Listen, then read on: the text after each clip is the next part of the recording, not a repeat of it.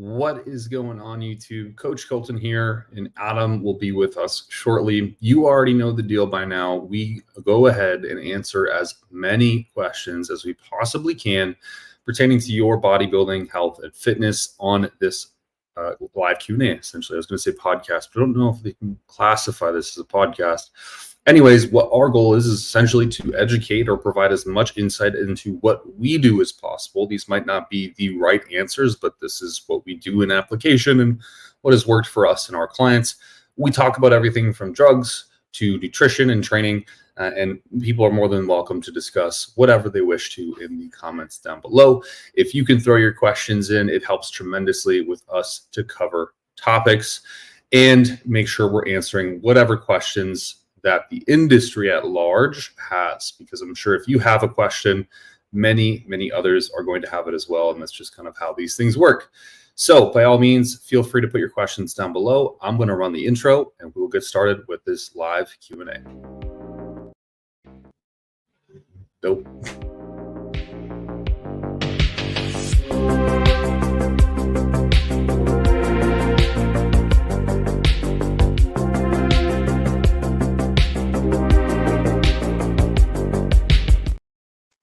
Alrighty, what is up, people? Thank you so much for tuning in to the live Q&A. This week is going to be pretty interesting. I have a ton of feedback from Instagram as far as questions that I have to catch up on. And in general, we have some questions from our last video in the comment section down below too.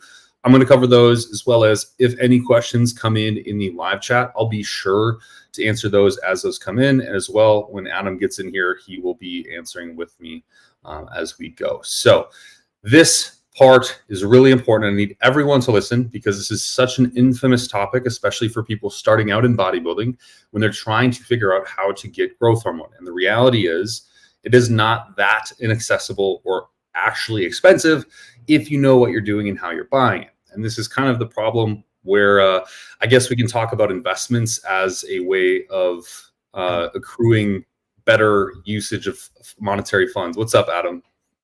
Hey man, what's up, guys? Howdy. Your mic's a little bit quiet. That's the only thing I'll say. Oh, otherwise, you let me know. I was just going to talk about how one of the big questions I received over the week was, well, I'd actually posted that Q&A on my story, and it was, what is the biggest struggle that bodybuilders face? And I had I think there was a total of 48 answers on that Q&A. One of the most frequently asked or explained struggles was the cost of growth hormone. The acquisition of growth hormone was the hardest and most the biggest struggle with bodybuilders. And I thought both you and I actually at this point have some experience with finding and resourcing cheaper growth hormone through different strategies, and then also how to implement that through our use practices, what we specifically do. And what I was really going to say is, a lot of people think that growth hormone is going to be this wild expense per month. And it definitely is an added expense to the day or week or month. But at the end of it all, I guess, if you know how to manage your finances appropriately, it's really not that much of a contributed addition to your normal expenses. So what do I mean by this? Well, generally speaking, when you buy things in bulk, whether that's food, whether that's gasoline, whether that's services, whatever it is, right? It's cheaper. It's a lot cheaper. So the same can be said about growth hormone. Now, if you buy generic kits, usually in America, at least, the prices range anywhere from $100 to $200 per 100 IUs. Now, if you're paying $200 or even over $150, you're absolutely ludicrous because there's so much cheaper products out there.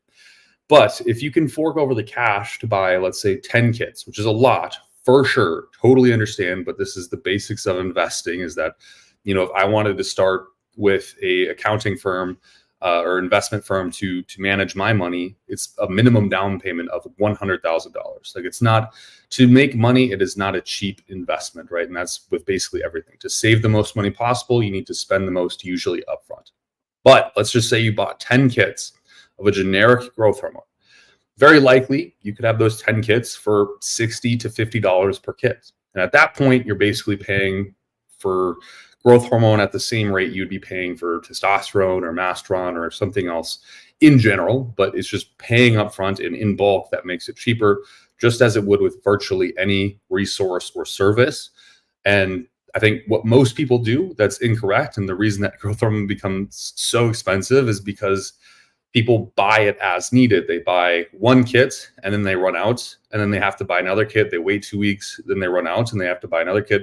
And so they're just buying kits at full price when they know they're going to be using these kits in the first place, and they could just purchase them all at once, save honestly up to 50% of their money with that one purchase, and then use that 10 kits of growth hormone for a very long extended period of time and save a copious amount of money. But that's how I personally go about it and save the most amount of money. Adam, you got resourceful and resourced some growth hormone from China. How did that go? Yeah. Well, look, other side of the coin, I do sympathize with some people because, I came, originally from Australia, where I would argue, getting quality and cheap growth hormone is very, very, very fucking difficult. So much so it was easier for me to move to Thailand to get growth hormone than fucking actually try to source in Australia. Like, can you get it there? Yes, but very expensive and very difficult to get, and arguably not the greatest quality there either.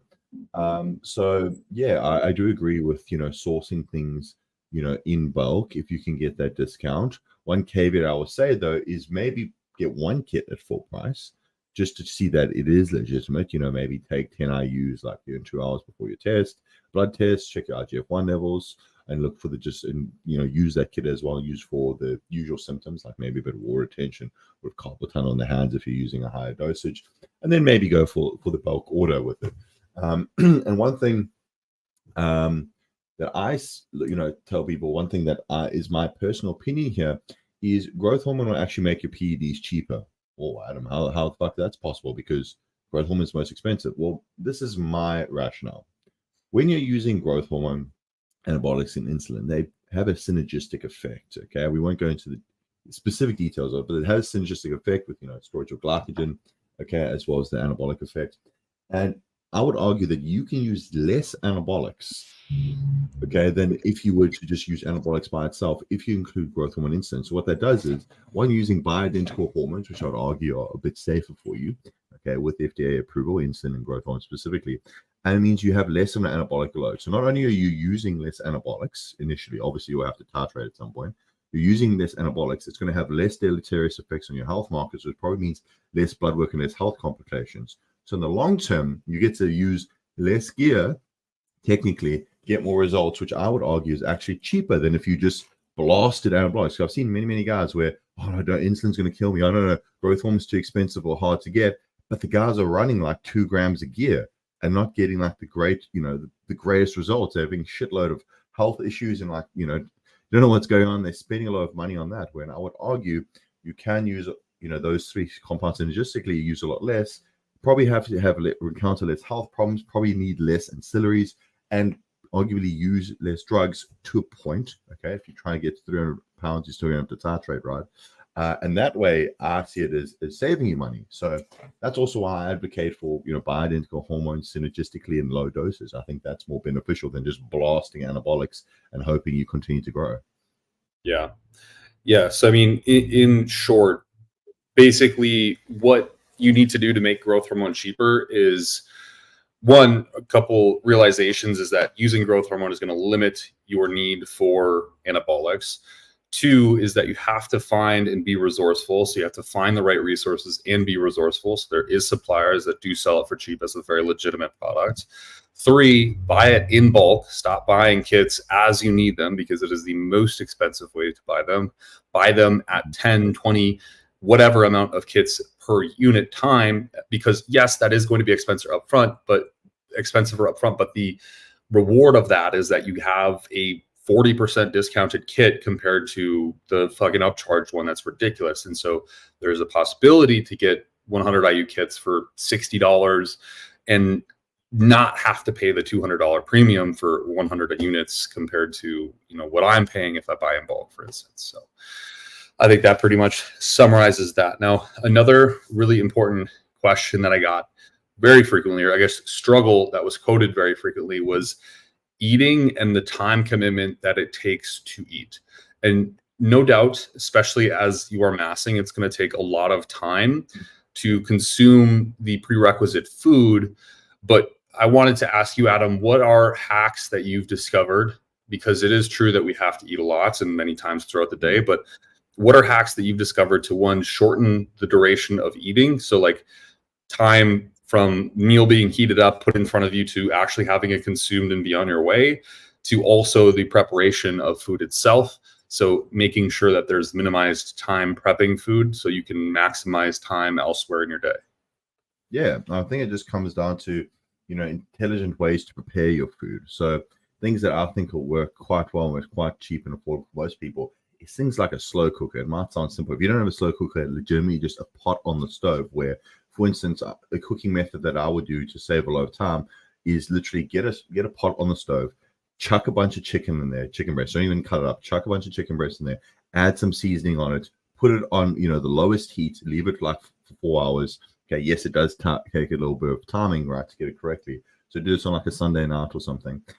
Then literally put like vegetables in the oven, rice in a rice cooker. That would probably take you 30 minutes or less just to chuck together. And then you just leave it and you go do something else.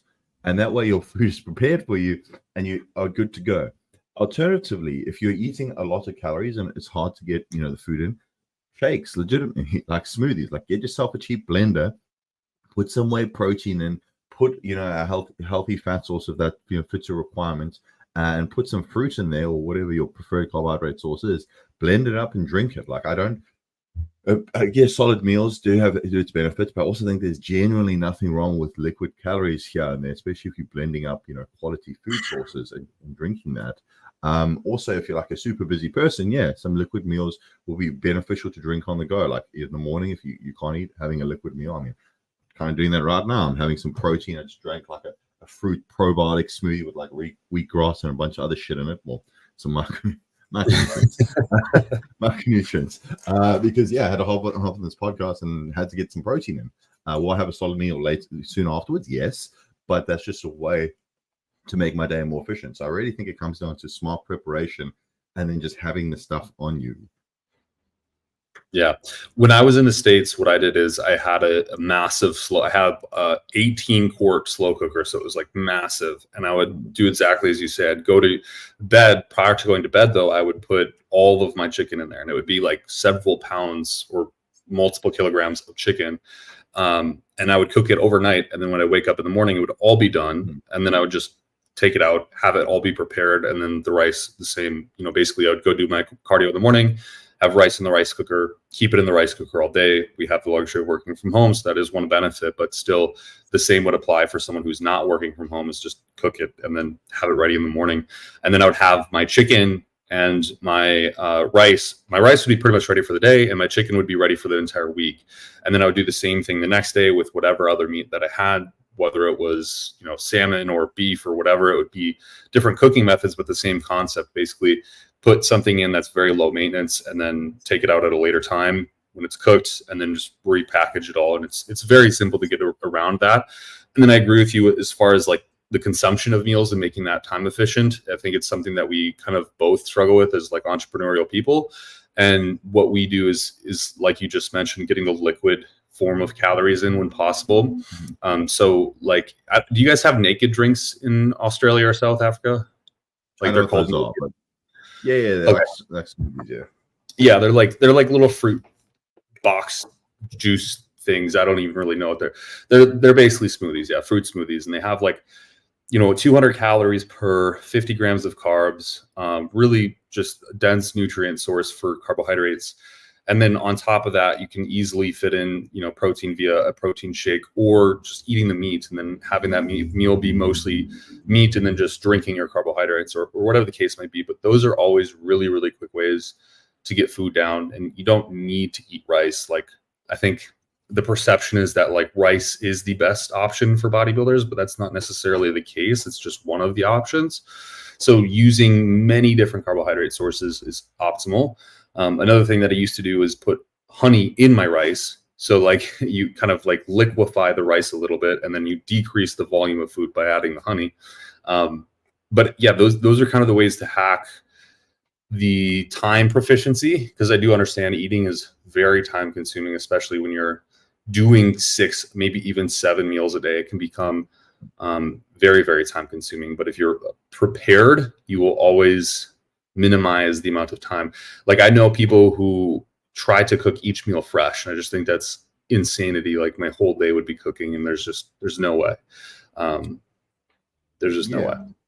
Yeah, I agree. And to further add to that, also another thing too, we don't necessarily have to eat 6 meals a day. Just get the calories in. So if you're doing them 4 or 5 meals, 100% go for it. Obviously, when food volume gets that large, 5 huge meals might not be feasible for you. So breaking up might be more feasible. Another thing that I used to do, because I did used to work a corporate job, I did used to have to go into the office into random client sites around the country in Australia. One thing I always had was minute rice in my bag, cans of tuna, whey protein, and jerky. So if I, for whatever reason, forgot my meal prep or didn't have something there, I could legitimately put together a meal of a decent protein source and some carbohydrates and get my food in. So if you not that you're a super busy individual, canned tuna in spring water is found globally, I would hope, okay, as well as like a minute or packet rice, or you could even get like certain kinds of canned legumes, like different type of beans and things like that. There's actually a lot of pre-packaged food, which is pretty decent, and then just have that in your pantry, have that in your work bag. So if shit hits the fan, you always have some food there. Like I said, I used to bodybuild and travel to mine sites to do accounting and audit work in buttfuck Australia, where there was a vending machine with fucking Coke and candy and other shit in there, and basically zero protein. So I was almost bringing like a pantry of food and shit with me just so I could bodybuild. Yeah, that's awesome. That's how it should be done. You got to, I mean, at the end of the day, there is some level of, all right, I'm going to have to sacrifice something for this, right? Like we can preach solutions to pains all day long and, convince you that this lifestyle is easy, but at the end of the day, it's actually not. It's really hard, and there is going to be some sacrifices that will be made in pain that is unavoidable. There's definitely ways to make that pain easier to go through, but it's going to take some effort still, no matter what. I'm thankful for this live chat. As I was thinking about this today, I've been on 1 IU of GH for about 4 months now, and I recently bumped it up to 2 IUs per day and have seen the fat loss. My question is, what is a better dosing schedule for a guy who cannot afford 2 IUs a day at this time? Monday through Friday, 2 IU? What do you think, Adam? I almost want to quote Dr. Todd. Look, if that was the case, could you potentially do 2 IUs on maybe your training days and 1 IU on your non-training days? Potentially. It's one of those ones where, what do you think is better? 1 IU across the week or 2 IU across, the week, the weekdays? To be honest, I'm not sure. I would maybe think that 2 IUs is more beneficial. I think Steve spoke of a protocol where you do a growth hormone secretagogue on the weekend and the growth hormone during the weekday. But then, I don't know, as you just stated, growth hormone secretagogues wouldn't be too much cheaper than buying GH in bulk. So that's why I would tend to say potentially, 2 IU Monday through Friday, 1 IU on the weekend, if that's feasible for you, or potentially 2 IU on training day, 1 IU on non-training days. Okay, that would probably be more what I would go with. Or again, I'm not saying you just produce more money out of nowhere, but really look at your budget, see what we chatted about previously. Could you potentially get it in bulk to squeeze out 2 IUs? Or like we mentioned, I would do 2 IU training, 1 IU rest day. So if you could only afford 1 IU to 2 IUs per day, I would just completely forget the daily administration, which would be ideal. Don't get me wrong. Like that would be the perfect situation, but I would move to more of take all of your weekly dosing and put it into 2 to 3 days of one categorical muscle that you need to have grow. So maybe you are training, let's say legs, right? And your legs are absolutely garbage. You're going to take 4 of the IUs that you have allocated for the entire week and put them on that training day. Then you have another training day. It's, let's say, arms, and your arms need to grow. You're going to take 4 IUs and put it on that day. And then subsequently after that, you're going to have a roughly 36-hour increase in IGF-1 serum levels. And that will promote, obviously, more muscle growth, hopefully. And that's what I would personally do. You're going to be limiting yourself, but it's definitely better than nothing. Consequentially, though, there is short-term downregulation in growth hormone secretion through exogenous supplementation. So you have to be careful in balancing out what you're doing. And that's why a secretagogue might be useful in this context, because it could save you from that downregulation on the back end of you acutely administering exogenous growth hormone. And then I will say that really the natural, quote unquote, natural endogenous excretion of growth hormone is about equivalent to 1.7 IUs per day of growth hormone. So using 2 IUs isn't that radically super physiological. And that's why I would kind of vouch for more intermittent, higher dose protocol than daily lower dose protocols with growth hormone. What do you think about that? Correct me if I'm wrong. Didn't Dorian Yates do that protocol at one point in time? I think he did 4 days on a week or something. Yeah, I think that's what he was doing every other day or something along those lines. Yeah, something like that. Very high dose. That was like 18 IUs every 4 days or once every other day. Or it was either once every other day or on training days only. I can't remember, but yeah, it was more than 2 IU. Put it that way. No, I completely agree with you there. Just see if that is more beneficial for you. Okay, there was. I think he's got another question. Yeah, what's the difference between morning and versus night administration as far as fat loss goes? This one is a bit controversial. So, like when I say controversial, there's mixed opinions, at least from my understanding. So, traditionally, most bodybuilders believe that a morning administration pre-fasted cardio would assist with lipolysis or fat loss. I believe Kurt broke down some of the research and the molecular mechanisms of action of growth hormone and found that it only reaches peak serum concentration over like 2-3 hours, after administration. So you would technically have to administer it quite early in the morning, which is like, in the really early AM before doing fasted cardio. Okay. But also we know that administrating it at night can upregulate lipolysis as well. So my personal opinion is if you're running, I would say less than 4 IU, I would take it all in the evening. If you have the budget to run above 4 IU, yes, maybe do like 4 in the evening, 1 IU in the morning. Okay, 1 to 1.5 morning, or even up to 2 in the morning for supposedly additional lipolysis. But personally, I think we have the most clinical evidence in PM administrations to line up with our natural growth hormone secretion, our pituitary gland, and that's what I would personally put it, all in. Yeah, I agree. I think if you're going to aim for fat loss as a global goal, I think it's still more beneficial to put it in. If you have limited dosing capabilities, I would still put it in the PM window just because it's going to leverage more anabolism, hopefully, higher serum levels of IGF-1 from what we see in clinical data.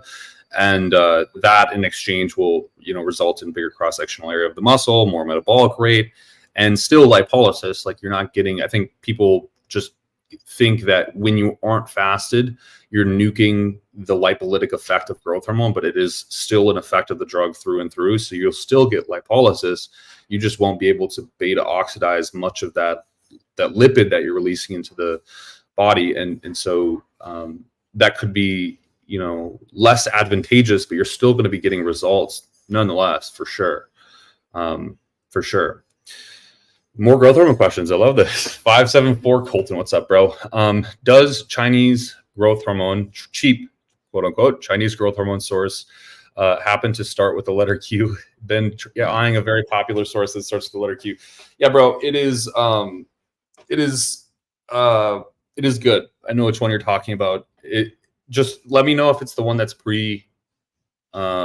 it's already reconstituted when it comes to you. I think that's the one you're talking about, but I could be wrong. So let me know before yeah, or send us a DM either way. Okay. Okay, here we go. Is it necessary to take T4 when taking growth hormone? So my understanding is not necessarily. Okay, we know that growth hormone upregulates T4 to T3 conversion, but typically only in higher doses. So anecdotally, from what I've seen, typically from about 4 IUs upwards, you do that, but you can confirm that through blood work. So if you are taking growth hormone and you get your regular blood work and you say your T4 low, then it's time to supplement that. So I wouldn't personally be like, okay, I'm taking X amount of growth hormone, definitely need T4. It is going to be more likely in higher dosages, but what I would do is run the growth hormone. If you start seeing, thyroid downregulate, T4 specifically, then you can start supplementing with anything for 50 to 100 micrograms per day and go from there. Yeah, I think that as long as your TSH levels are relatively within range, meaning for me at least below 2.0-ish is kind of where I'd like to see them. I don't think you need it, but I find that at least most often when people are running anabolics and growth hormone, that their TSH seems to increase quite significantly due to the rapid accretion of tissue, and that therefore resulting in a rapid need for metabolism. I don't like that stress on the thyroid gland, just from my particular preference, but it's sort of a speculative thing at best from clinical research. So yeah, that's my take on it. I guess there's a lot of people who have controversial opinions on that as well, but I still think it's probably worth implementing. And that also being said, I don't think it has correlations with being used in chickens, like boiler chickens, the ones that we usually eat, for rapid growth enhancement. So I do think that also it has a use there as well, because we're seeing it used in mammals as a growth protocol, for lack of a better term. So there's definitely something going on there.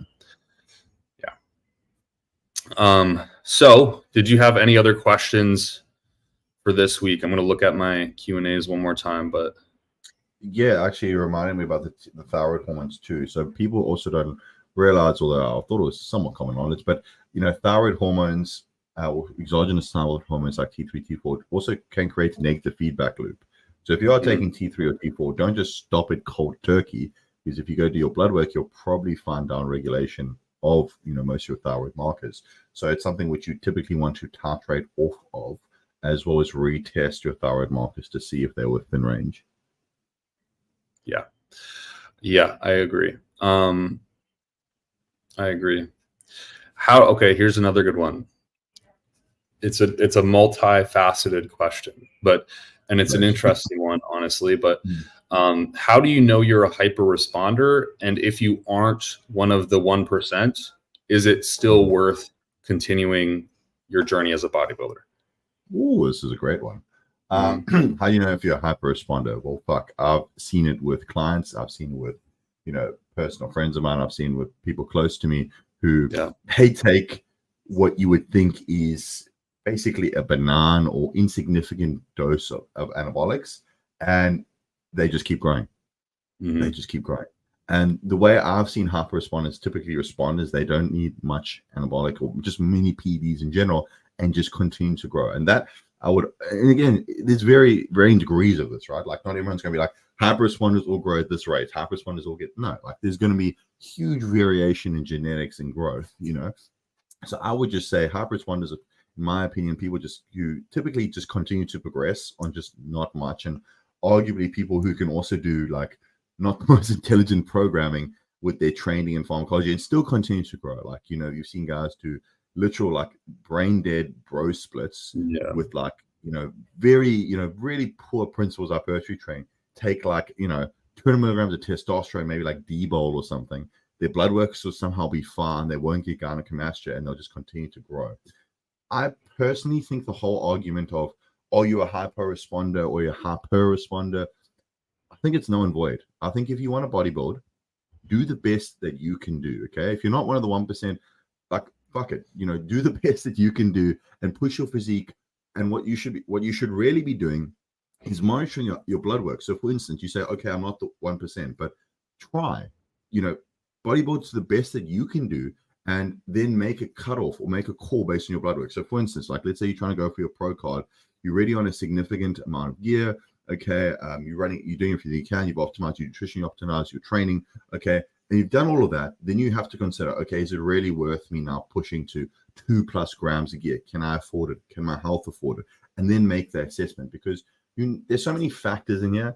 I think it's a bit naive to go, oh, I don't think I'm a hyper responder, I shouldn't do it. Or I am a hyper responder, I should do it. Fuck, you could respond really, really well, but you could really have deleterious mental side effects. I've seen that many times before. Guys who have great genetics, really well, work really well, but they take like over 400 milligrams of, total anabolics, and they just lose their shit.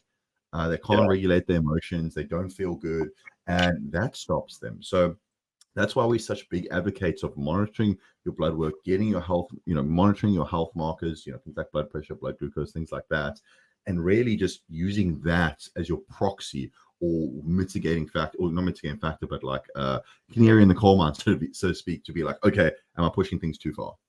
Yeah, 100%.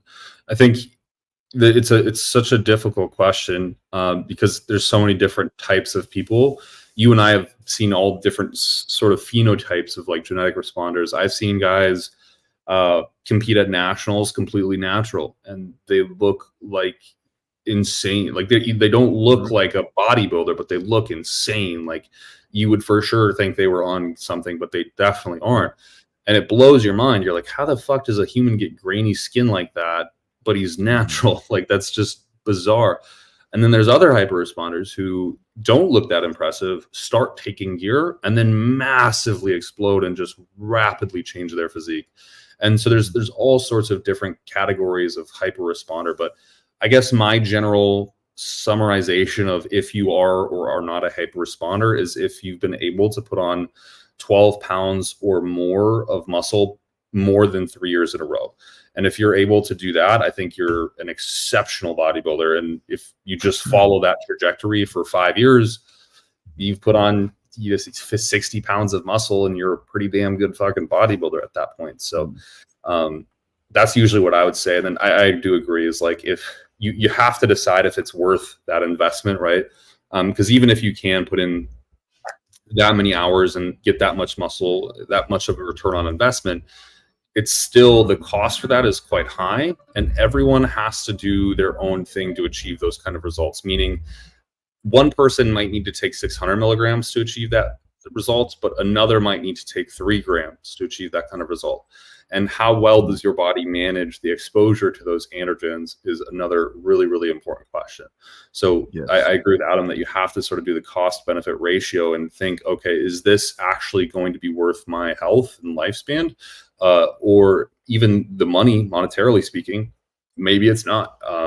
And at the end of the day, I think whether or not you think you can make it forever in this sport, I think hobbies and in general things that you enjoy doing should always be a pursuit, even if you don't think you'll like, just because a guy isn't tall, I'm not going to tell him to stop playing basketball. Like he's not going to make it to the NBA, but I'm not going to tell him, dude, you're never going to make it to the NBA, stop playing basketball. It's like, no, homie likes playing basketball, he gets to fucking play basketball. And I think that's the same thing with bodybuilding too. It's just, you might have to understand that taking large cycles and gunning for an extreme goal might not be something that's efficacious for you at a certain point. And that's kind of what Vigorous Steve did, is he, ran cycles, did big cycles, realized he wasn't going to be a pro, and stopped running big cycles, but still runs cycles and has fun on occasion with running androgens. So yeah, I mean, it's kind of up to each their own. So Kolton, why do all pros train with a bro split, but science community insists it's not a good way to train and higher frequency is necessary? Well, I'll be honest, Adam is more proficient at training questions than I am. I guess my answer is quite simple, and I think that the application of training starts to matter less and less and less when you include more androgens in gear, and you become, like we were just talking about, you're at the higher echelon of the period of genetic gift. So you're up there with Andrew Jacked and Nicholas Walker and all those guys. The margins of error that you can make in your training and lifestyle are wildly large compared to what myself and Adam could probably get away with. But you take it how you see it. Yeah, I think you've touched on quite a few points which I definitely agree with. So this is my personal opinion, right? Firstly, if you are an IFBB pro, if you're on the Olympia stage, you are by definition, in my opinion, genetically gifted. Okay, I don't think anyone is getting to those levels without having at least some propensity or some level of genetic talent for this, or genetic predisposition for this, which automatically means if you are pro, you are genetically gifted, which means you, as Kolton said, you can probably get away with almost doing not any training style, but different sort of training styles, which are maybe not quote unquote the most optimal. combine that with PEDs, and that increases your margin for error. Now, that also, let's also take a look at this. Just because a lot of people are doing a certain method doesn't mean it's a good method. We've had many examples throughout history where the general consensus was, this, or that. And lo and behold, we've turned around and been like, well, shit, that wasn't the greatest or best way of doing it. Now, my argument is, okay, and also to unpack your question, higher frequency is necessary. It's not necessarily about higher frequency. It's just about like optimizing many variables like total volume. Yes, frequency is one of them, targeting certain muscle groups, tracking stuff. So there's a lot more than that, but I take your point there. My argument is, could a lot of pros train better? Yes. That's why you see people like Nick Walker, who previously, I think, did a bro split with, some questionable technique, switched to training with RP strength and using the RP hypertrophy app. And, he's limited his injuries. He said his training is better. Did he get to that level with doing his own training style? Yes, which is, I think, a testament to, PEDs plus his hard work, plus his genetic gifts. But it's always one of those things where we can improve. So just because a lot of people do something a certain way doesn't mean it's necessarily good or even the best. And there's so many variables at play, genetics and, PEDs specifically, that, things can be improved. So my personal opinion is a shitload of pros could train a hell of a lot better, which is often why, again, I'm biased there because, friends with Jared and I like RP strength a lot. But if you go to their YouTube channel, right, and you see them train a lot of pros, like these guys are using like 10, half the weight they were using, and are getting blasted. And often at the end of the session, they're like, oh shit, like, that was a very interesting way to train. So could it be done better? Yes. But, Kolton, again, hit the nail on the head. When you're at that genetic level, when you're running that many PEDs, is it going to make a huge difference? Maybe, maybe not. You're going to grow anyway. So that's typically why I think you see it, because you are seeing that 1%. Think of, okay, and then here's the counter argument.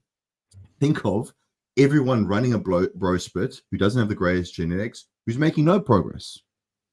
So you're seeing, or rather limited progress. So you're seeing the top 1% who's made progress on doing whatever fucking training style they want because they're genetically gifted. But think of the thousands, if not hundreds of thousands of bodybuilders who are doing a bro split or fucking some other sort of training, which is not that, not that quote unquote optimal or not that good for what their goals are. And they haven't made that much progress. So think of it that way. And at the end of the day, you shouldn't give a shit what the pros do. You shouldn't give a shit what anyone does. You should find out what is growing you the best. And that's how you should approach your training.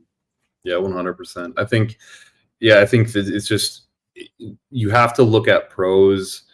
And I'm not saying all pros are like this, because there is a lot of good pros out there, but you have to look at them as the exception and not the standard. They are the exception to the mean. They are a deviation in the mean, right? And like all of us are on the mean line, and they are the deviation that's way up here, and they can virtually do anything, and they're just going to get outstanding results. A great example of this is Keon Pearson. I used to train around him in his friend group. We used to train together, take photos of him, all that stuff when I was training at Destination Dallas. And the dude on prep would be like, yeah, I'm fucking hungry today. I'm going to go get Chipotle. And like, he would literally come back with like 2 Chipotle burritos on prep, like, a few weeks out from the Olympia. And he'd still look amazing. Like he would still come the next day, look fucking grainy and shredded. And like, it's just like, what? How does that even happen? And this would be multiple times a week, so people are just orders of magnitude different from each other. And it seems that it just doesn't matter once you get to a certain level and you have a certain proclivity. I think for most people though, if you're not getting results using a bro split, the immediate alternative is to move to a higher frequency, higher volume training and see if you get results. And usually you will. And so that's why most pros don't do it, is because what they started with worked. And so they just keep doing it because it worked. The reason that a lot of people who aren't pros or have not made it to at least a level of a high level pro do alternative splits is because the bro split didn't work or work as well as it could have. And so they graduated onto something else. And that's really the gist of it at the end of the day. Yeah. Here's another example, right? We had, 10, 20, 30 years ago, from the golden era to the 80s to the 90s, people doing arguably not the most intelligent, uninformed things with PEDs, okay? People were like, blasting orals, taking like, nandrolone only, which can be viable, but not in the correct context. But doing cycles now that people would look at me like, what? But we still have some tremendous physiques on stage, so arguably some of the best of all time. Now, that wasn't quote unquote optimal at all. How do they get there? Again, like hard work and genetics. So it's one of those things too, that there's so many variables, and genetics being a huge factor, that correct, it's just going to work for some people regardless of how quote unquote unoptimal it is. 100%. What were your first cycles, and how much stage weight did you gain on it? I think we talked about this once before.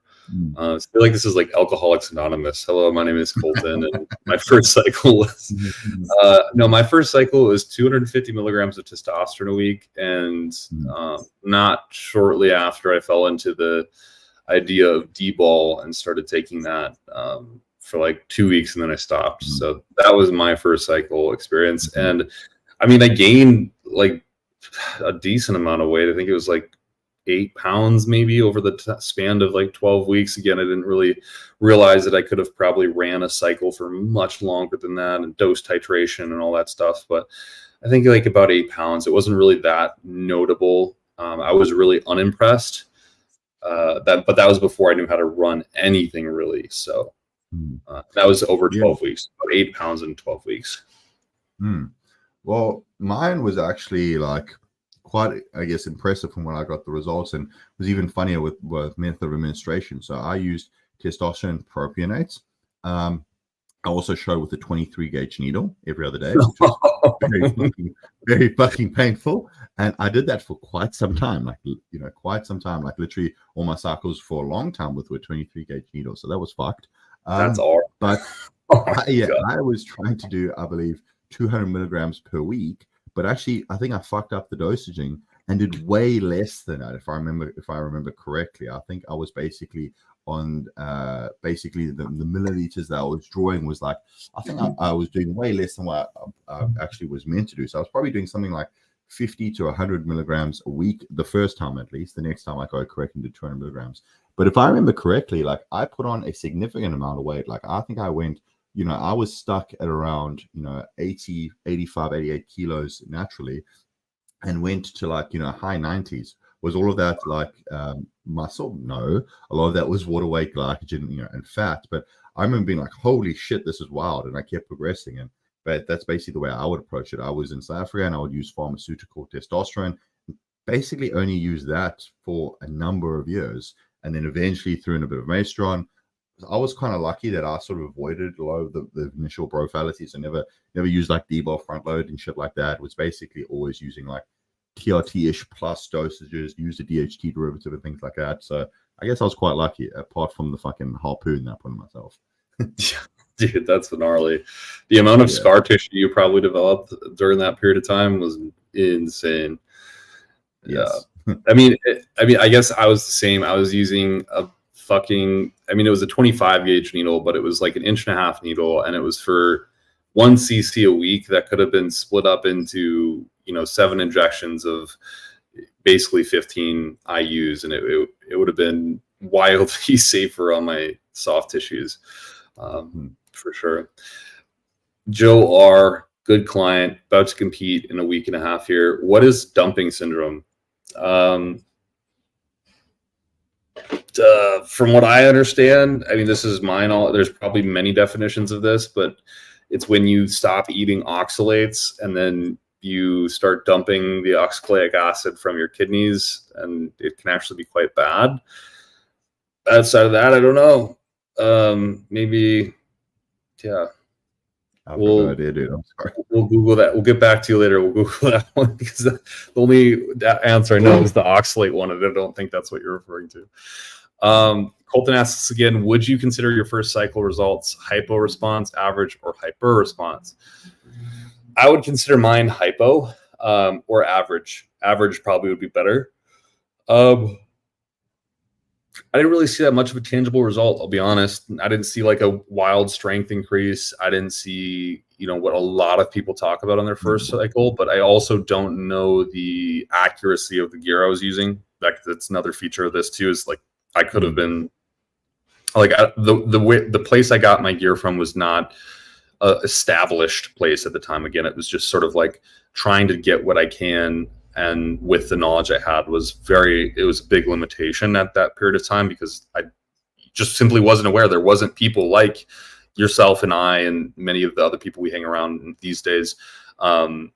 And okay, now I know what he's talking about when it refers to dumping syndrome. We'll touch on that in a sec, Joe. But anyways, I think my results were quite average. I mean, I gained 7-ish pounds. I was really, really lean when I started. It was literally when I won my PNBA pro card as a natural bodybuilder, I went backstage and injected a cc of testosterone in my ass. And that was when I started. So a lot of that could be chalked up to just a rebound in an appropriate manner. I don't really know. For me, at least, though, I think my results were pretty average, and they kind of have been over my entire career. Nothing's ever really blown me up outside of a post-show rebound and then growth hormone. Yeah, I mean, I would say mine is interesting. So I would think from what I experienced and, you know, what I've seen with athletes I've coached stuff, I actually thought I was a hyper responder because I put on a significant amount of tissue, or not much. But it's interesting because I don't think I have like a genetically gifted physique. I don't think I have a great physique at all. So even though I did respond really, really well, it hasn't really continued on. That being said, me personally, believe it or not, I haven't run over a gram yet. That's the key word. Yet. So for me, it seemed to have worked quite well. But at the same time, was it maybe that I had pharmaceutical stuff, so I knew it was legit? Was it maybe so that I was like living, eating, and breathing bodybuilding even at that time? Maybe. Was it a lot of water weight and glycogen too? Maybe too. But I would say, I mean, that's kind of how I got away with using less than 500 milligrams total load for literal years and still able to somewhat progress. So I think I was quite fortunate there, but there were other factors that it was, you know, under a lot of medical guidance from, you know, educated individuals plus pharmaceutical, which I think was in my favor. Yeah. I would classify you as a hyper responder, honestly, just because of the fact that you haven't used a lot of androgens and you have grown as much as you have. I think it's quite unique. I mean, before we started really connecting and working together, it was like, what was the most you'd ever ran? I think it was under 750 milligrams. Yeah, I think the most of my ever done, this is one if it was accurately dosed and if it was correct, because it's in Australia, but I believe the most I'd run was 300 milligrams of testosterone, 300 milligrams of primobolan, and then I think it was 300 milligrams of maestron I added. So 900 total, but I think I might have either just increased the primo, or this was before I kept more detailed logs, either just increase the primo or use just a bit of maestron. So I think I was running out, and that if it was accurately dosed and real. So that was probably the most I ever run. And that was also the hair loss fucking trifecta for me. But and also that was like without growth hormone, without insulin. That was it. Yeah. I mean, I think you're a pretty good responder, man. I'll be honest, but that's my opinion, I guess. Nicholas says people need to realize that bodybuilding is a human dog show. Kind of is. It's a good point. Kind of. There's a reason that the top 10 in Olympia, 3 of them are Nigerian. That's all I'll say is like there. And I'm not saying that as any sort of racial thing, but there is like a proclivity to Nigerians having grayer myonuclei upon birth than do Caucasians. And there's a lot of evidence to support that. Yeah, they're just genetically inclined to have more muscular physiques. And so we see them at the higher tiers of the Olympia, compared to outstanding Caucasians. So that's what it is. Yeah. And I would say my anecdotal experience growing up in South African boarding school, there were guys who were getting tested, who they were accusing of gear and stuff. They had no idea. They were just jacked as hell.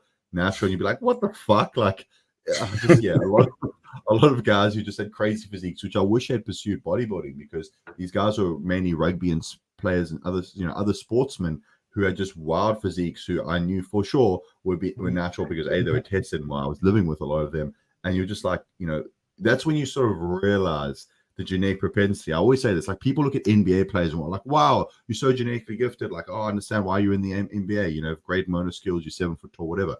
The same occurs with bodybuilding. Like, you get people who are literal freaks. You're like, how the fuck are they just growing, eating this and doing that? It happens.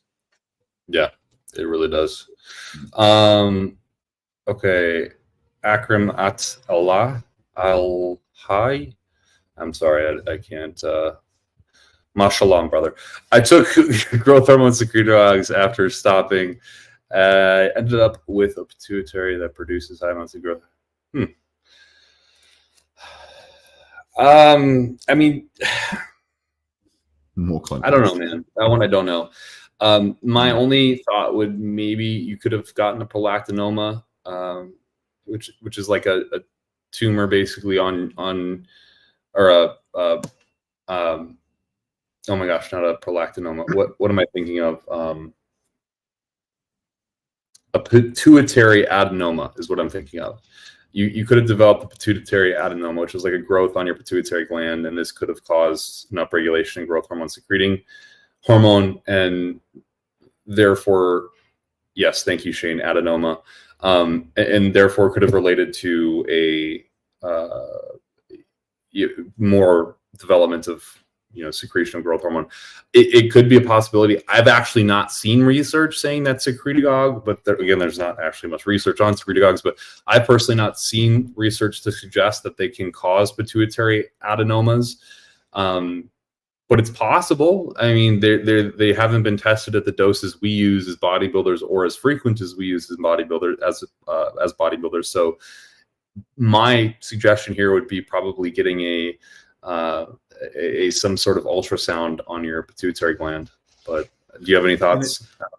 Yeah, I was going to say, in addition to that, the reason I said more context is like, when do you cease using growth hormone secretagogues? When did you get blood work? Have you done follow-up blood work? What are you running now? What are your current prolactin levels at now? Like, there's more, there needs to be more context here. Like, if you have just stopped running them to get blood work, or has this been like weeks or months later?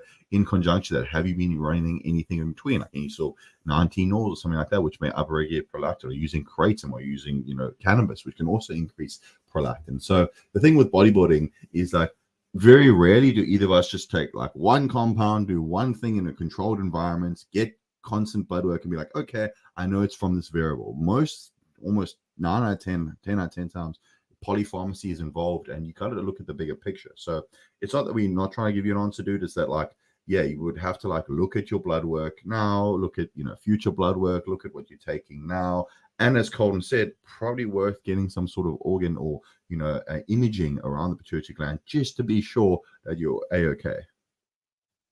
Yeah, 100%.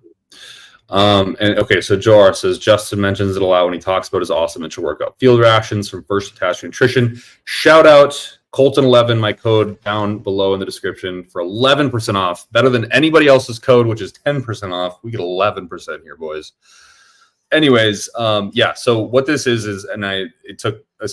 there's so much information that we collect sometimes, Joe, that it's just like sometimes our brain gets to block off other things that have been learned in the past because of new things that have been learned, and you have to organize through them. But I appreciate you mentioning this. So dumping syndrome is another classification for it, is when you have a high sugar molecule that you've just consumed with a lot of blood flow. You get dumping syndrome, which is basically a lot of that particle moving into the small intestine without having a properly digested. That therefore leads to gastric emptying, which is just shitting, and not very good. So this is usually represented in diarrhea, essentially. So usually after 10 to 20 minutes after eating. So essentially it happens when you consume high sugar molecules too quickly, and sorry, not too quickly, but they move into your small intestine too quickly through rapid blood flow, and this can therefore cause diarrhea. And usually what the solution is just limiting foods that would need a lot of blood flow to digest, so liquids, for example, if that helps you answer that. So basically the theory is that if you have a food that is low volume, low particle size, i.e. highly branched cyclic dextrin, you can get the food into your stomach without gastric emptying being a problem and you spewing out diarrhea everywhere. And therefore, first attachment field rations is ideal because you wouldn't have that gastric emptying / diarrhea. Volpillus, blood pressure sitting around 135/60, and on HCTZ Olmesartan. I don't like that one, man. That's a heavy stack. Oh, wow. Jeez, bro. Nebivolol while on 400 milligrams Testosterone. Jesus Christ. Wearing a CPAP. Holy fuck, man. That's a heavy stack, brother. My brother in Christ, that is a heavy fucking stack. I would. You want to go? You want to go with this one? Yeah, it's what. Okay, I'm just going to cover the generic baselines when it comes to blood pressure. You want to check what is your fluid intake like? If you are a large individual, are you having 1.5 to 2 gallons per day as a minimum? Are you in a very hot climate like Thailand, where you would arguably have to increase that fluid levels? What is your electrolyte intake? Are you getting adequate levels of potassium? I would say from 5,000 milligrams up per day. What is your dietary fiber intake like? What is your diet like? Are you having, a lot of highly processed foods? Are you having a lot of inflammatory foods? Are you C-reactive protein through the roof from that? If you have, are you doing a bit of daily cardio and activity? What is your step count like? If you have all those in check that I just covered, and your blood pressure is still like this, then it's a case of, well, again, do you just have a genetic predisposition to basically have, higher blood pressure, especially when running antibiotics or androgens increases? Also, is your hematocrit or red blood cell count high? When last did you check your hematocrit and RBC? That will increase your blood viscosity, make your blood thicker, which will cause your heart to have to pump more blood. Basically, think like sludge in your veins, which could also increase blood pressure. That's another thing which many people overlook. It's always one of those ones where we need further context, dude. I mean, Kolton is right that that's a lot of shit to be taken to control your blood pressure. To get your blood pressure to a elevated level, to be taking that much is kind of rad. I mean, that's insane. I would personally, and using that little of an androgen, like I don't even need blood pressure medication currently, and I'm on. I don't even, Adam, you know what I'm on. I don't even fucking know what I'm on. It's 750 milligrams of testosterone and 1,200 milligrams of 1,200 milligrams of equipoise. And my blood pressure is still 117/65. So, I mean, I would say that you need to, for one, okay, this is kind of an extreme opinion, and I'm not trying to be offensive here. And I think what Adam said is very true, which is if your hydration is on point, your electrolyte intake is on point, which again, if your blood pressure is that high, you should be doing everything possible to get a 4-to-1 ratio of potassium to sodium. So 4 times the amount of potassium you get is sodium. That is a lot, but it should help. You're already taking a lot of compounds that do retain potassium, so you could probably reduce that down to 3 or 2-to-1 and still get a massive effect. But still, yeah, sounds like the guy with the crazy blood pressure and he needs to sit next to an ARB. It is very possible this could be an anxiety disorder. But I'll be very real. I think that bodybuilders shouldn't be much beyond 12% body fat at any point during the year. I know that's extreme for a lot of people. Please guys, if you ever see me past 12% body fat, tell me. I'm almost vascular and grainy all year. And it's just, again, I have a proclivity to just need to eat a lot of food to sustain even that. But I just don't think it's worth, like, I genuinely think people need to be around 12% body fat. So if you have to do cardio to get there, that's probably going to help your blood pressure. If you have to lose body fat and reduce your caloric intake to get there, that's probably going to help your blood pressure. In fact, I would argue that if you're maintaining 12% body fat, and for you to do that and grow requires higher androgens, you would still be better off with your blood pressure than at lower androgens, higher body fat percentage, truly.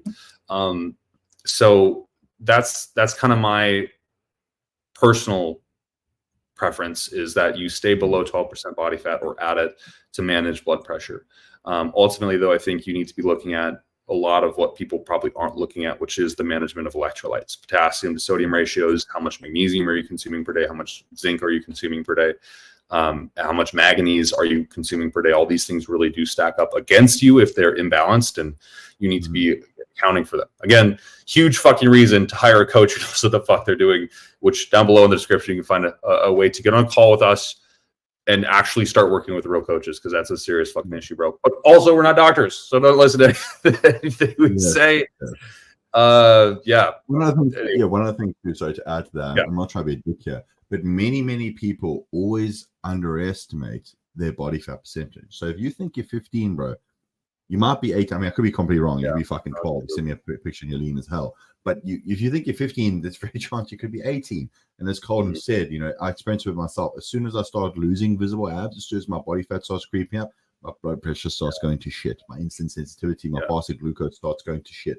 So it's one of those ones where I agree. If you're an enhanced bodybuilder, you want to be doing daily fasted cardio. You want to be, you know, having a higher step count. You want to be doing all these things to stay leaner and have better health markers. And blood pressure is one that's definitely at play there. Yeah. And a funny story about this, right? So I was coaching Adam before he came to Thailand, and he came to Thailand about 3-4 months before I did. And he was in a severe deficit before coming to Thailand, extremely lean, really fucking lean. Like he could have easily stepped on stage 2 weeks from that point. And he got to Thailand, got really excited, and started to fuck off with his diet. And for a while, and it wasn't like terrible, right? Like he was just going out to eat, tracking less, being less considerate of the things he was doing, not getting his steps in, you know, breaking his fucking toe, like all this sort of shit to just lead to the worst case scenario. And he was always healthy. His blood work always looked good. He never had high blood pressure, never had high blood glucose.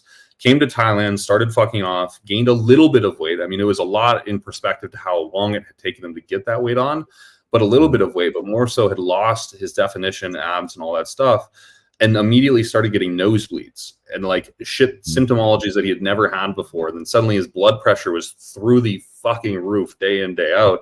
Suddenly his fasted blood, like it doesn't take much in terms of body fat levels to start accumulating and racking up health issues. So I'd say work on body fat if you really are serious about getting your blood pressure down. That's kind of my go-to. In your opinion, at what point does it make sense for someone to start introducing growth hormone insulin? And I think we're both very similar on this, and maybe slightly controversial, but I think as soon as possible. I think I think there's even potentially some merit to use these before even androgens, honestly. Especially when you're talking about female competitors, you know, especially when you're talking about female competitors. I think you need to be getting on growth hormone and insulin probably sooner than most people would ever advise you to do.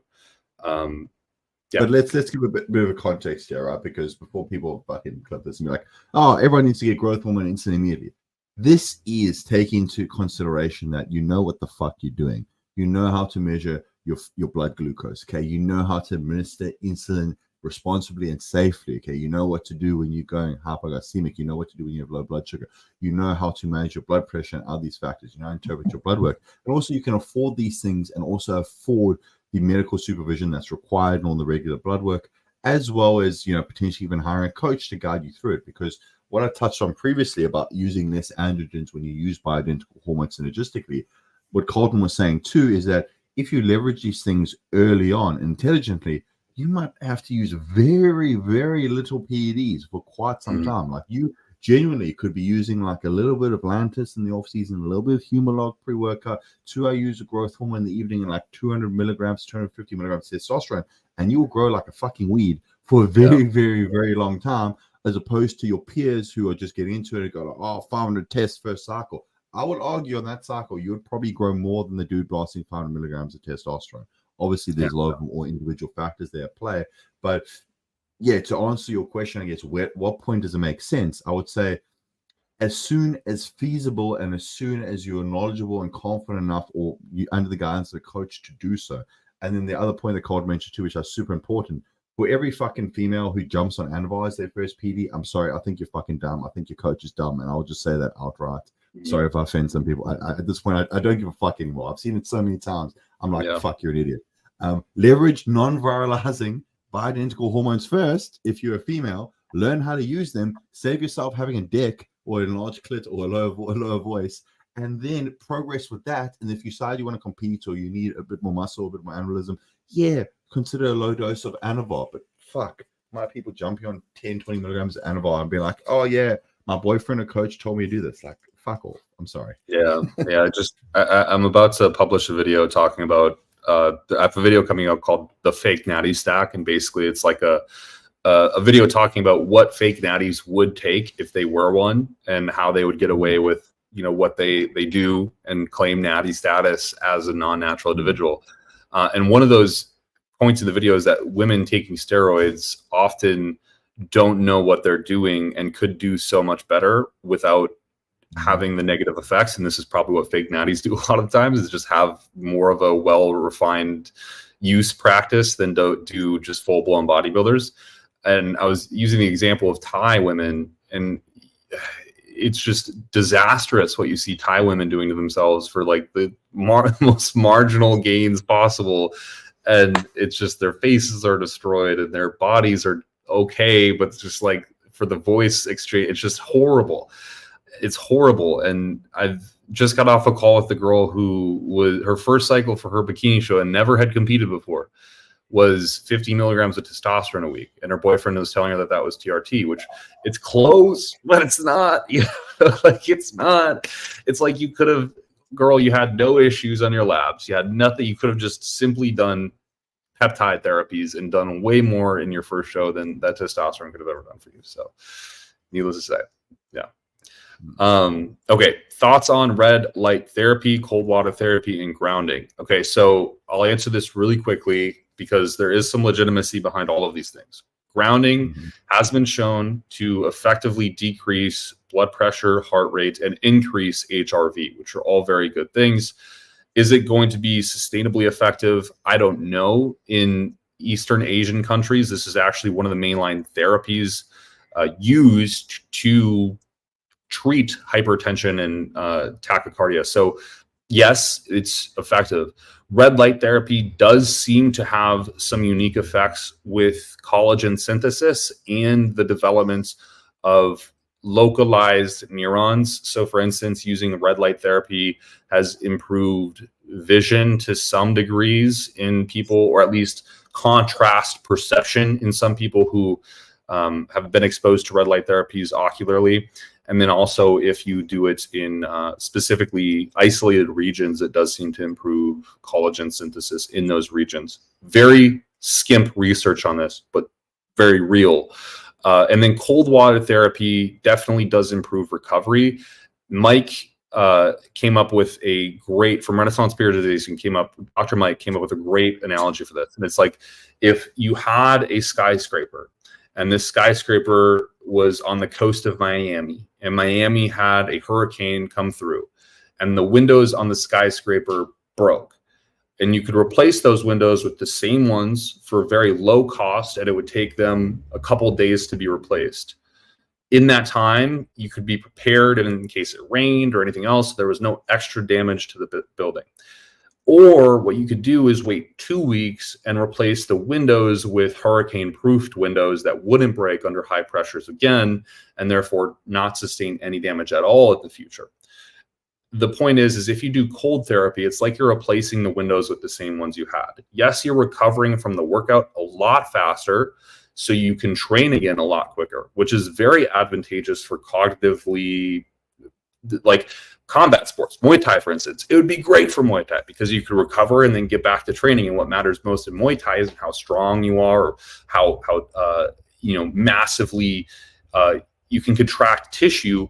Rather, it is a question of your neurological capability to control your body. And so the training is what's going to mediate that, not necessarily the adaptation to the training. When you're a bodybuilder trying to build muscle, you don't want to replace the windows with the same ones. You want better windows the next time. So you have to wait and prolong that recovery to get the exchange of those stronger windows. And so cold therapy might not be for you. That's kind of my opinion on those things. One thing I add about cold therapy too, especially during a post-workout, we know that the hypertrophic response to training is an inflammatory process, okay? And we know also, we can even link the article because I've sent it so many times. Well, not an article, it's a research paper, as well as a bunch of research done on basically that, cold therapy or ice baths or cold plunges, things like that, blunt the hypertrophic process. They impede that inflammatory process, which is really important for muscle building, which is why I do not recommend people, especially post-training, do any sort of cold therapy, or any sort of cold plunge if they are a bodybuilder, okay? If you are an athlete looking to simply recover and have your best performance, then it's a sort of different story. So that's the way that I would approach it too, and it's one of the things too, which we also touch on too. Are you doing everything else optimally? Have you optimized your sleep? Have you optimized your training? Have you optimized your nutrition?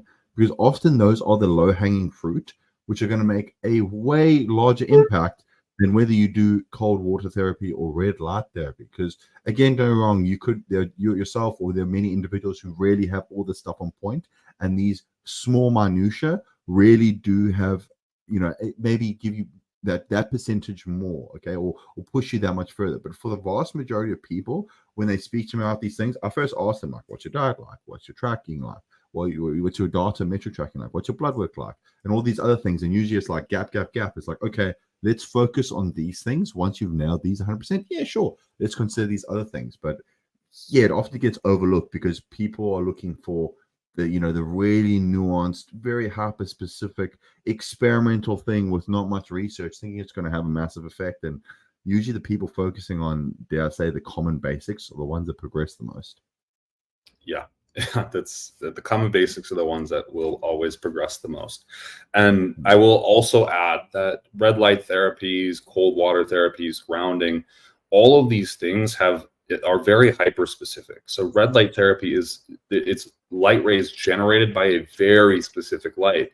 You cannot just tape a fucking red film over a lamp and expect to get the same benefits. It's not the same thing. Like the red light therapy lamps and the lights that they actually use in clinical research are several thousands of dollars. Like a very small red light lamp is about 4,000 USD. It's not cheap. And so like people think, oh, I'm getting red light therapy, and they got a fucking flashlight with, red tape over it. It's like, no, dude, that's not the same shit. Same thing with cold therapy. It's a very specific temperature that exerts a very specific benefit. Lower temperatures do different things than higher temperatures. And so you have to be very aware of what is the benefit I'm trying to accrue and what temperature is that gained at. Because it's not, again, just like most research, it's not so broad to say that it just has to be cold to the touch. Like that's not a real thing. It's actually very temperature specific. Same thing with heat. And same thing with grounding. It matters the surrounding environment. It matters the temperature outside. It matters if the sun is on you or not. Like there's a lot of different aspects here. And I think it can be oversimplified. And granted, I don't want to overcomplicate it either. That's not a good thing. But just to say that it would be disregarding the value of the basics to say that red light therapy is going to do much at all, I guess. Yeah, we already said that one. Big Paul said high estrogen gives him blood pressure issues, as it would most people. I think that it's not as much of a mediator as people might think, because estrogen compared to angiotensin doesn't mediate fluid retention as much, but it definitely can impact it. So I wouldn't say that it's much of an impact, but yeah. Emperor, we removed it. Are you happy now? Give us a super chat. Just fucking kidding. Anyways, Jay Gambler started going to Muay Thai classes. Start going to Muay. Yeah, fuck, dude. Seriously. I stopped training recently just because of business being absolutely hectic, and then my foot injury. But I do plan on going back probably around next week because I just got a motorcycle, which I'll be able to ride there. The place I'm going to is actually pretty prestigious. I won't lie. If you ever come to Thailand, you can probably go for a couple days. It's going to be hard to get. I came at the right time at the right place. And I was very fortunate. It's Petch. I can look it up and just show it because I can't say it. It's a French guy. He's a multi-world record holder in Muay Thai, kickboxing, combat sports at large.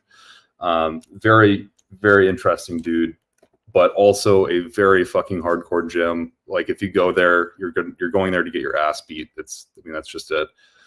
They don't it's pretty fucked up actually. Like they don't do training, they do more sparring. But it's this gym, Petchman's Gym, Pattaya. This is the guy that runs it. He is absolutely insane. Yusuf, very cool dude though. French, Muslim, absolutely insane and kicks fucking ass. Has a dad bod, so you wouldn't expect it, but homie destroys bodies. And he will destroy your body as well. He's very insane. So yeah, that's where I go. Absolutely insane. It will melt your fat off, but it's also highly injurious definitely different than what I've heard. Yeah, I think a lot of people proclaim that testosterone is just going to be the best first option for people.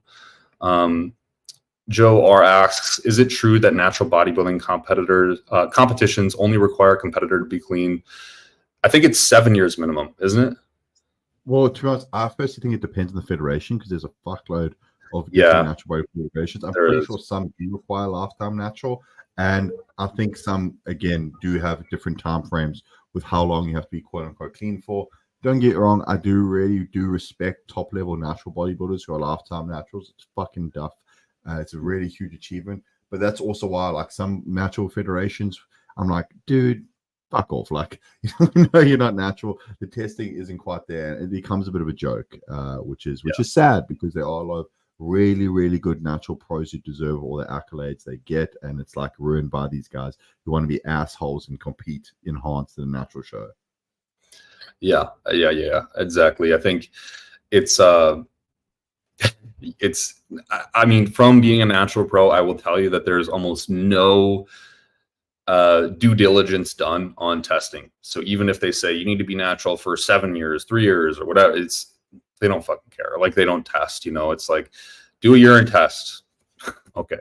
And then we'll just take your word for the rest of it. All right, cool. Yeah, we removed the background. We love you too. We listened to your feedback. We forgot to do it prior to this. Sorry. Can you guys go over how GH causes / grows cancer? So we talked about this last time, actually.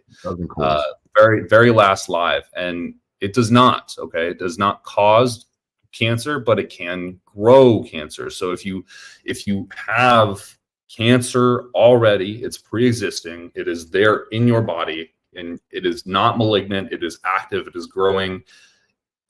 Using growth hormone will cause it to grow quicker. But this is under the premise that you already have active cancer. You are already, needing to get treatment for cancer. Not, I don't have cancer, and therefore I take growth hormone and I get cancer. That's not how it works. I don't know if you have anything to add to that. Yeah, so as you all know, like, growth hormone increases systemic IGF-1, which rapidly upregulates cellular repair and even multiplication to an extent. And if you have those cancer cells active in there, it will increase their multiplication, increase their growth. So that's why you also see, like, certain tissues, okay, hands, feet, and stuff growing on growth hormone increases systemic growth globally within the body. So that's why, unfortunately, those will grow. And that's why we always advocate. In fact, I think we did a 1 hour seminar on Bloodbuilt where I went over things you should consider before PEDs, and we do a section there on growth hormone, and I basically talk about, if you are someone who has a family history of growth cancers or tumors, if you've had any growth cancers or tumors yourself, growth hormone may not be an option for you. And if you want someone who wants to be really conservative, go to your doctor, ask for a cancer marker screening, which usually will involve a full body MRI to check that you have no additional cancer markers or pre-existing cancers before you engage in any sort of growth hormone or growth hormone secretagogue or anything that can increase it. One other thing I will say is you can get blood work for cancer markers. Unfortunately, they can be a bit inaccurate with a lot of false positives, which can lead to further testing and a bit of issues there. But generally, I would say for most individuals, just get your cancer markers checked and get cancer marker screening so that you're not exacerbating any sort of pre-existing condition. Yeah. Exactly. Oh, you just outside body image, any other ways to test for? Yeah. But there's blood markers. I recommend, fuck it. You know what? We got time. I'll just show you really quick right now. Go to ultalabtests.com. And this is, if you're in America, at least, this is probably the cheapest place to get lab tests right now, unless you're a part of our community.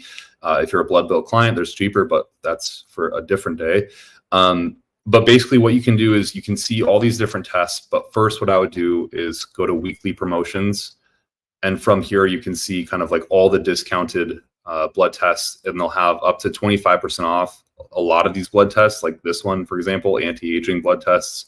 You can look through here. It's $600 plus the 25% taken off. So it'll always say like the original price, then save $200. That's not including the discount that you'd be getting. So here you get 25% off the 600, which sounds expensive, but this is for 104 different biomarkers, all of which are pretty expensive. Not what you need. I'm just showing you as an example. of what you can get. But let's just say you're trying to go to get your cancer tested. You could go in here and you could do cancer screenings, and then you could find all cancer screenings, and then you can go to specific cancer screenings, right? Let's just say you're looking for men's screenings because you're a man, hopefully. You can get different types of screenings. What I would suggest is just doing the basic plus, and then from the basic plus, you would know if something was off to any degree, and then therefore need to do a higher level blood test. But you can get cancer antigens. You can get I can't ever pronounce this, carcinoembryonic antigen. You can get your comprehensive metabolic panel, which is just obviously the basic panel that you'll get in any lab test, which usually will indicate if there's any sort of inflammation or cancerous development. You can get fecal globulin, which is going to test for your actual your possibility of colon cancers or gastrointestinal cancers or polyps. And then you can get your PSA, which is obviously prostate. And then from there, you can go up in intensity if you need to, all the way up to the comprehensive, which tests a lot more. But I think for the most part, for men, this is going to cover a lot of what you need to know. And then on top of that, you can get your ultrasound and stuff like that. Mm-hmm. So I hope that helps to some degree. If you could have one AAS for free in a limited amount until the day you kick the bucket, which one would it be and why? I can't pick test. And it has to be an androgen. What would you take? Primo. Yeah, I would take Primo. I would take Primo. I would take Primo hands down. It's the most similar to testosterone in the sense that I can run it without having deleterious health outcomes, and I really don't have to think about it much. I can just pick it up, inject it, and know I'll be pretty much good. So yeah, Primo Blonde for sure. Specifically from Bayer, not underground shit. If I had to pick a specific, Bayer removable one. You can also live chat with Alta Labs agent. Oh shit. Oh, that's awesome. I didn't even know that. Thanks, Joe. That's really cool. Yeah, it's a great company. Honestly, they need more attention for some reason. Not many people know about them, and they're a great company. Yeah, absolutely, man. Holy fuck, Adam, we've been on for an hour and a half, man. Record. Very nice. Yeah, new record. It's pretty impressive. It's a pretty impressive fucking hit there, dude. I think that's all the questions we got though so far. So I think that's really it, folks. What we'll do is we'll be back on next week, Thursday, 8:15 p.m. CST. If you guys have questions, please feel free to drop them down below in the comments of this video. We'll come back to them in the next video. Oh, which reminds me, we had another question from our last video before we get off, and I meant to cover this before that question. And this individual had asked basically, and this is actually hits home because I have a couple of clients who deal with this. Jose, who's in this chat currently, was dealing with this, and we actually kind of like magically fixed it without really even trying to directly fix it. But basically the question is, I'm 47 year old trying to compete in men's physique this year. Any advice to reduce or minimize loose skin on the lower stomach? It's hands down my most problematic area. I do realize that as I lose more weight, it'll gradually become less visible. But what are your thoughts when I do lose that weight? How is he going to manage the problematic loose skin?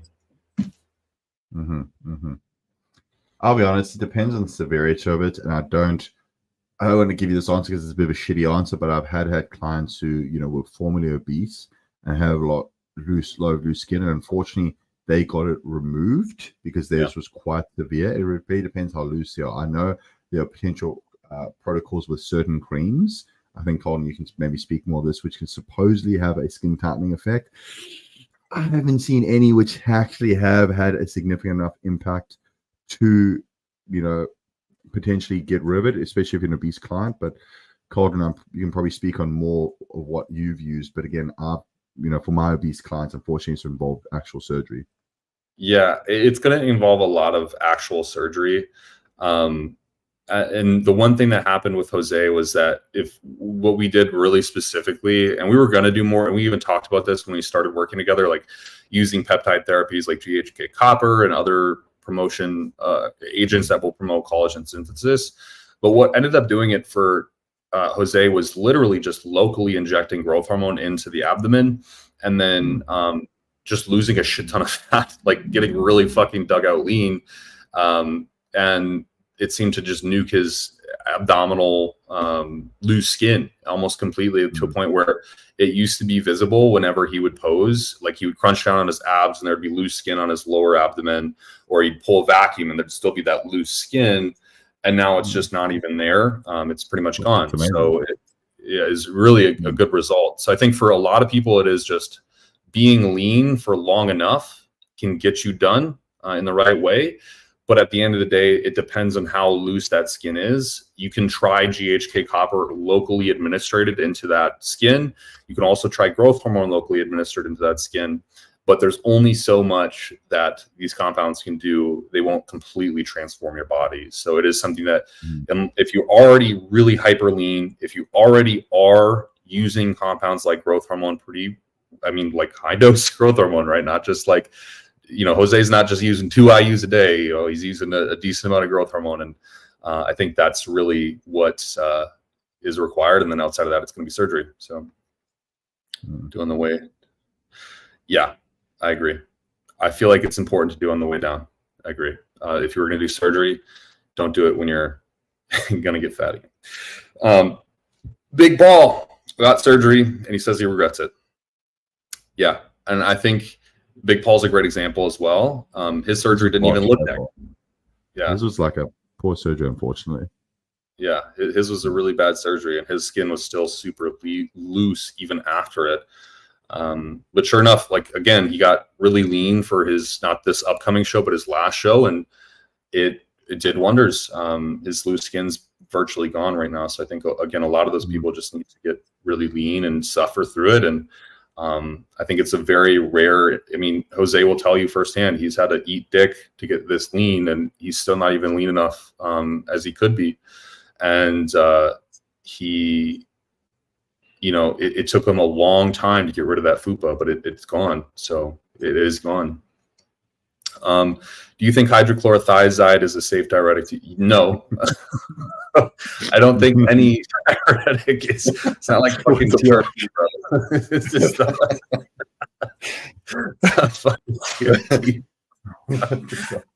if you have high blood pressure and that's the only treatment that works, fuck, sure, I guess. But look. I do know I've had some of these clients where they were prescribed a diuretic because they had chronic edema in their lower body. And for them, it was a specific condition, mainly related to, diabetes and obesity, which required them to have, a constant diuretic. But if you don't have that and it's not prescribed by your doctor, no, dude.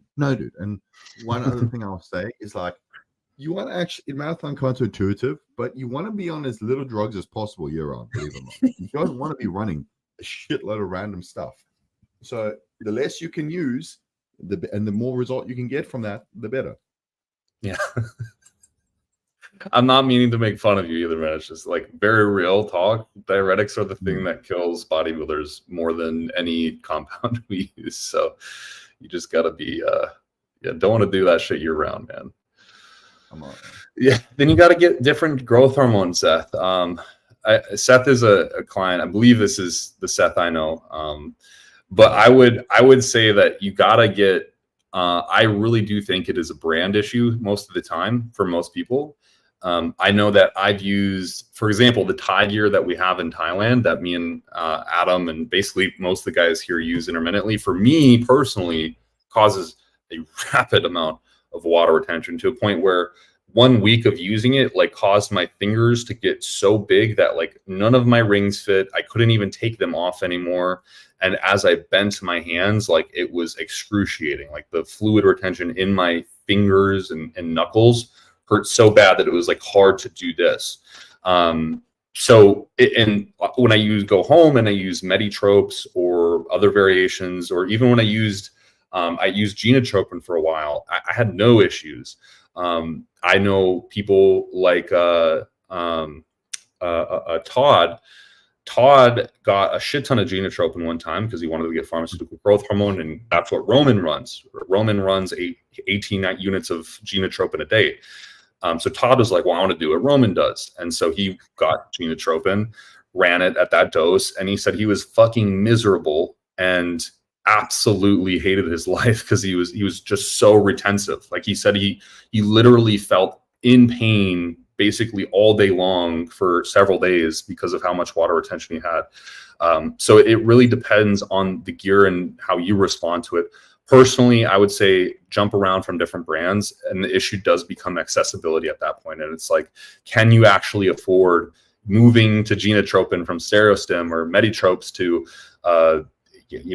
Qtropin, which is another one out there that I think this other guy was mentioning before. Like, all these different brands have different properties because of how they're formulated. Yes, there's a lyophilized puck and it has growth hormone in it, but there's also usually different products in it. And you can look at the patent formula of Serostim compared to Genotropin, compared to Eli Lilly's pens, and like look at the different composition of those growth hormones and see that it's very different. Like, the growth hormone is in there, but the products in the growth hormone are also different. So it can vary drastically per brand. And then I do agree with Emperor Shiev here. Empagliflozin is a good compound. If you are highly retentive, it's also kidney protective. But again, then you're taking drugs to mitigate a drug. So I would try to manage it via finding a brand that works best for you. Personally, that's how I would go about it. Joe says, I believe Meditrope gray tops they do have mannitol in them, and that does reduce water retention. So what myself, Todd, Kurt, and I don't want to say the other people because they're not actually public, but we got Meditropes, and we got black tops, gold tops, and gray tops, and then sent them in to get testing done, LCMS testing. And what we found was that the Meditropes had the same exact formulation, the same exact proprietary blend as Serostems. So they have the exact mannitol that Serostim has in it. And therefore, it's why, for example, when I ran Meditropes back home, I had zero water retention. And in fact, it looked almost drier compared to the Thai gear here that probably doesn't have mannitol in it and caused a shit ton of water retention. It's also why I recommend most people use Meditrope and do that consistently, because it does save you from that excessive water retention. Yes. And just to further add to that, Kolton definitely just covered all the reasons why, different types of GH or different brands of GH can cause that. But, cover your bases, which we touched on previously. Make sure you get good electrolyte. Make sure you have good water intake. Okay. Make sure you're doing cardio and things like that, because these things, along with the GH brand, will exacerbate things. So the water retention might not be as bad as you think if you implement these other strategies in there too. Yeah, it could be plausible as to why I had more water retention on Thai gear, is because I was visiting here when I took it last time. Adam literally rocked up, or I actually showed up to Adam's house and he gave me a pen of growth hormone. I just started pinning that shit like crazy. So, and the diet was not optimal there. It was definitely not my calculated norm. So, yeah. All right, peeps, thank you so much for tuning in live. We do have to go. I have calls, and so does Adam. But I appreciate everyone for coming in, asking questions. Again, we'll be here 8:15 p.m. CST next week on Thursday. If you guys have any questions, you can go ahead and leave them down in the comments below. We'll get to them in the next video. We do appreciate y'all tuning in. And of course, if you have any suggestions to help make this live better, just leave them down below and we're happy to implement them. As we did the blurry background for Adam. You're welcome, Emperor Sheev. We got you, bro. Fucked up office instead. All right, bro. We'll catch you later. What you guys.